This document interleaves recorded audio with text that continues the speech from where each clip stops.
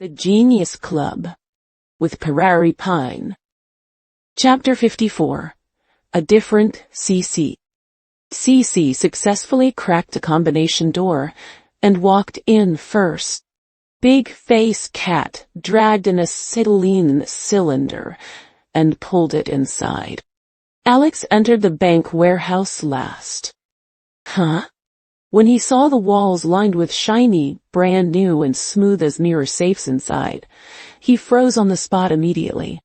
What was going on? Why had it changed? The safes he had seen on his previous visits were clearly old, chipped, and rusty.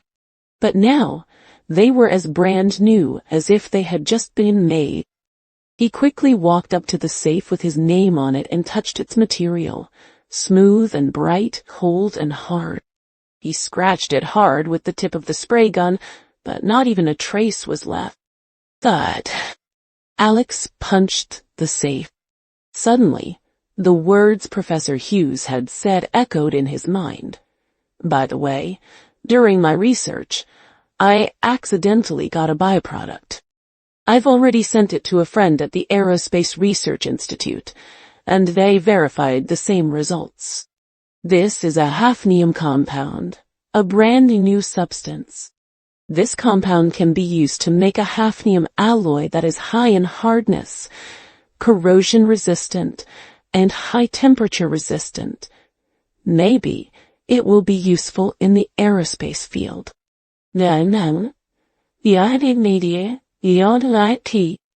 Alex, if you don't mind, I want to publicly publish the experimental data on this hafnium alloy.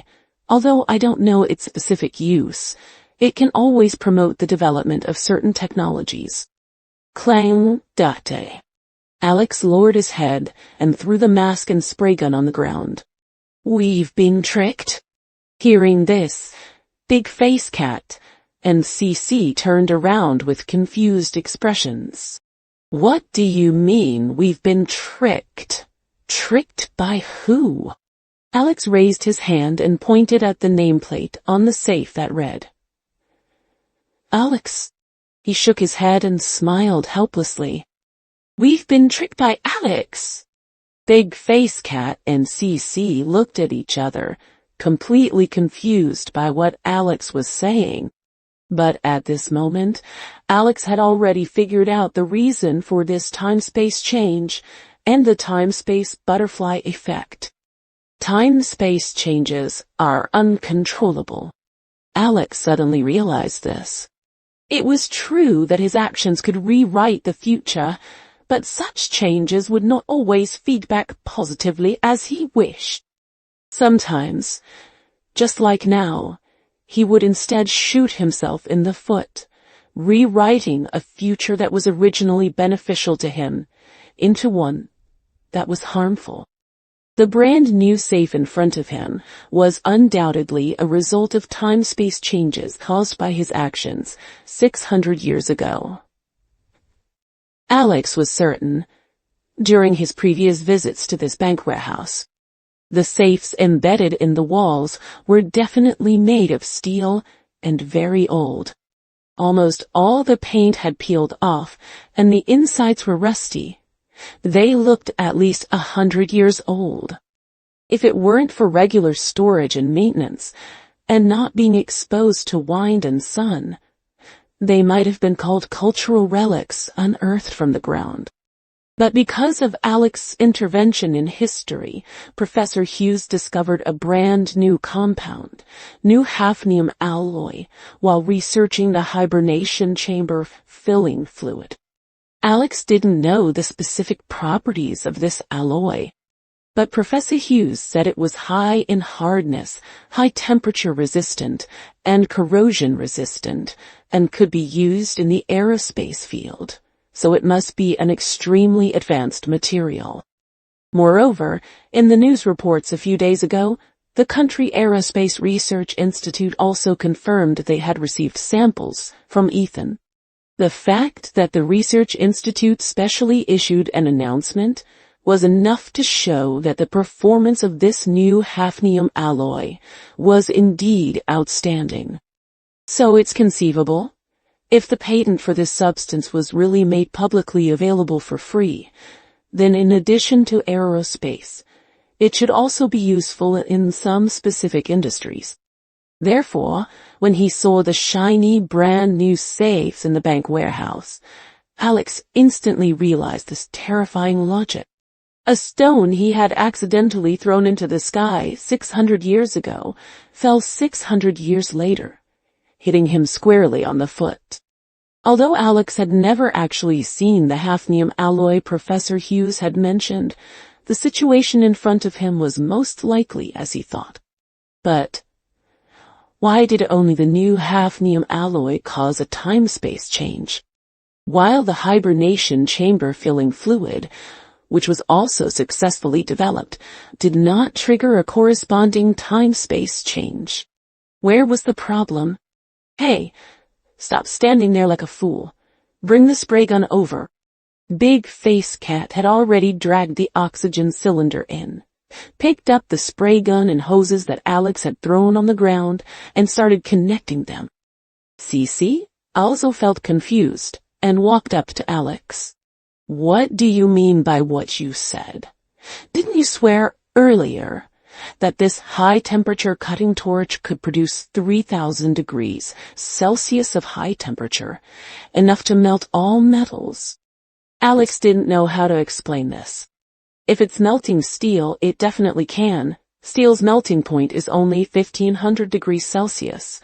But I'm not sure what the melting point of this material is, if it's higher than 3,000 degrees Celsius. Alex scratched his head, feeling really annoyed at being tricked, especially being tricked by himself. How frustrating. Whoosh! On the other side, Big Face Cat had already connected the spray gun, lit the flame, and the spray gun began to spit out yellow flames. Big Face Cat kept twisting the pressure knob, gradually adjusting the flame into a sharp blue. I've seen this thing before. You have to adjust the flame to blue, and a white flame core should appear in the middle. Only the temperature of the flame core can reach 3,000 degrees Celsius, which can cut steel at high temperatures. Cece also stopped talking to Alex, took off her Ultraman mask, picked up a welding mask, and put it on her face. Big Face Cat kept adjusting the gas output ratio of acetylene and oxygen. As the flame sprayed rapidly, it gradually became sharper. Finally, inside the inner flame, a flame core only the size of a pencil appeared. It worked! Big Face Cat grinned, took the welding mask handed by Cece, and put it over his eyes so he could look directly at the incandescent flame core. Where should we start cutting? Cece pointed at the safe next to it. Let's start here. I'm not sure what's inside the safe. Don't accidentally burn it. We'd better cut little by little from the safe next to it. Oh, stand back a bit. Big Face Cat held the light shielding mask in one hand and steadily held the spray gun with the other, approaching the safe next to it. Whoosh, whoosh, whoosh, whoosh. The oxyacetylene cutting torch, with a high temperature of 3,000 degrees Celsius, radiated immense power. The incandescent flame core pressed against the safe's outer shell. Whoosh, whoosh, whoosh, whoosh. The high-temperature flame burned continuously. The temperature of the entire space seemed to rise by several degrees. However, the intense scene of flying sparks that Alex had seen in the videos did not appear. Everything was calm. Only a whooshing flame of the spray gun burned the safe. As time passed by second, Big Face Cat's hand began to tremble a little. Curious, he moved the spray gun away, took off the mask, and looked at the safe, which was intact and didn't even react a little. What? Is there a problem here? He spat directly on the safe. Sizzle. The saliva instantly turned into steam under the high temperature, drifting in the air. This indicated that the temperature of the safe had been burned to 3,000 degrees Celsius. But it was still far from reaching its melting point. There wasn't even a sign of melting. What kind of material is this? Big Face Cat exclaimed. The outer shell of a spaceship. Alex nodded silently. This might be one of the few things you guessed right. By the way, I want to ask, are the safes you usually come into contact with outside also this fire-resistant? Of course not. Big Face Cat looked shocked. I've seen plenty of safes before. Never one this fire-resistant. Alex rested his chin and thought. It seemed that his previous guess was somewhat wrong. Even after the time-space change, most safes would not use such spaceship outer shell level materials, because there was simply no need. Then what was so special about the safes in this bank warehouse? Was it worth forging with such an amazing material? Alex didn't know the price of this new hafnium alloy, but judging from now, it was probably very expensive. Ordinary safes couldn't afford this kind of material, so both Big Face Cat and CC felt surprised. Nanny? CC ignored the two of them, snatched the spray gun in one hand. Let me try. Then, there was the sound of the flame heating again. Whoosh, whoosh, whoosh, whoosh. But no matter how she burned it or changed the angle, the shiny safe stood firm like an ancient artifact, not even a subtle change in color. This is fucking weird. Big Face Cat angrily loaded his gun, then found an angle where he wouldn't be hit by the rebound, and fired 2 shots at the other safes. Looking closely, there was still not a single scratch, as smooth as ever. This thing is excessively hard. Clang. Dada. CC threw away the spray gun and mask in her hand, wiped the sweat from her forehead, and sighed. All 3 of them realized it. There was no hope. I'm sorry. I apologize to both of you. Alex took the initiative to admit his mistake. It's my fault. However, CC shook her head, looking at Alex with no resentment in her eyes. It's not your fault. I can tell that you also really want to open this safe, but you just didn't succeed. Hearing CC say this, Alex was quite surprised. He had thought that CC would stare at him angrily and call him a liar, just like she had done several times before.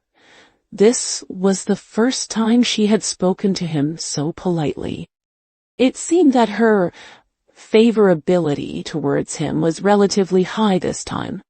Alex took off the mask on his face and looked at CC. For now, there's no possibility of violently destroying the safe. Only guessing the password will work. There are many things I can't explain to you clearly, but I do know more than you, have more opportunities, and am closer to the correct answer. So, CC, can we share information? Our goals are the same. We both want to open this safe. I can answer the question you asked earlier and tell you what the Alex I know is like. But in return, can you tell me why you want to open this safe? Or any clues, information, or hints related to the safe will do. As long as you give me some key hints and clues, maybe I can really guess the password. Under Alex's gaze, CC slowly turned her head and stared at Alex through the Ultraman mask. After 10 odd seconds, finally she nodded. Yes.